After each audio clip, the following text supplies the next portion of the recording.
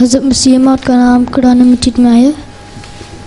कुरान करीम मजीद में उनका नाम तो नहीं आया, लेकिन ये तो आया कुरान करीम में है कि जो आखिरी ज़माने में नबी आएगा उसको कबूल कर लेना। ठीक है। जो आज़ सल्लल्लाहु अलैहि वसल्लम ने सूरह जुमा में फरमाया कि जो आखरीन मिनहुम लम्मा यल्हक़ू बिहिम की आयत उतरी ना, कि आखरीन में भी एक पैदा होंगे जो पहलों से मिलाए जाएंगे, हैं, जो तुमसे अभी नहीं मिले। तो साहबा ने पूछा कि वो कौन लोग होंगे? तो आज़ सल्लल्लाहु अलैहि वसल्लम ने सलमान फ़ारसी के कंधे पे हाथ रख के फरमाया कि वो इनमें से होंगे, हैं।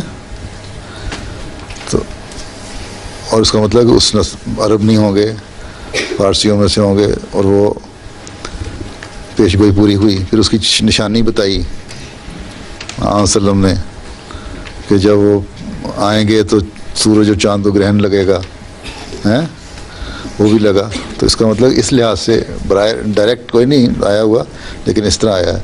लेकिन और भी तफसीरें, मसलन हज़रत मसीह मौद अलैहिस्सलाम ने फरमाया कि वो जो है पहली सूरह बकरा में पहली आयत में ही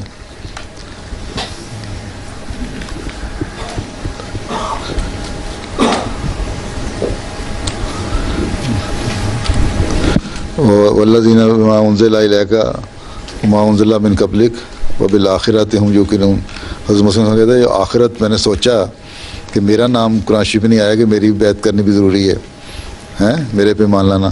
तो आखिरा जो लफ्ज़ है ना आया जो पहली तीसरी आयत में, इससे मैंने मुराद ली कि ये मेरे मुतल्लिक है, हैं।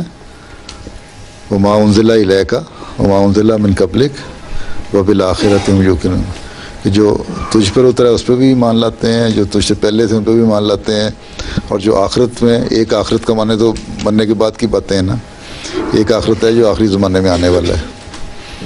तुम्हें से बात को समझ आएगी, बात को नहीं आएगी, लेकिन बहरहाल इस तरह आया, बराह रास्त नाम नहीं आया, हैं। कोई ज़रूरी तो नहीं है। अल्लाह ताला ने कहा है मैंने 1,24,000 पैगम्बर दुनिया में भेजे, या हर कौम में पैगम्बर भेजे।